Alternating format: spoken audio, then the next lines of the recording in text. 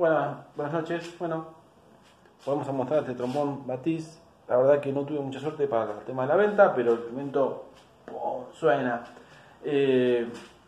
Afina muy lindo, tiene un sonido muy dulce. Si habría que definirlo de alguna manera, es blando para soplar. Esa es la palabra correcta. No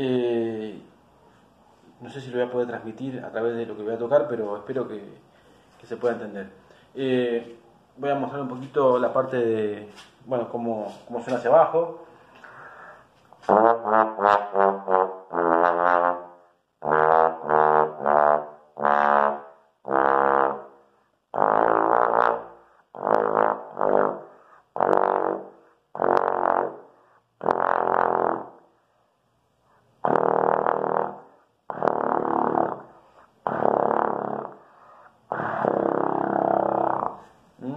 Ahí está el registro completo.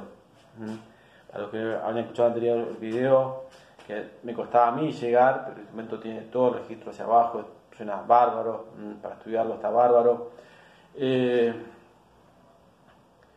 Vamos a escuchar un poquito cómo suena.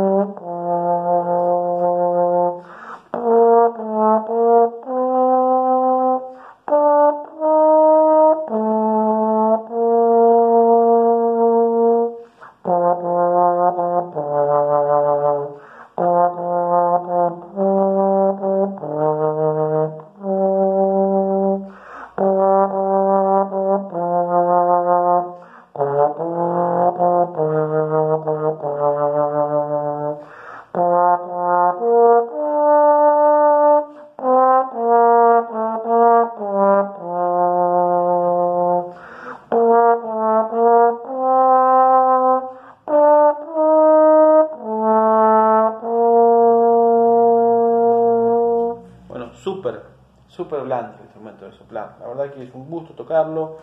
Espero que alguien lo pueda disfrutar dentro de poco. El precio es muy accesible. Así que muchachos, totalmente recomendable este instrumento. Un abrazo grande.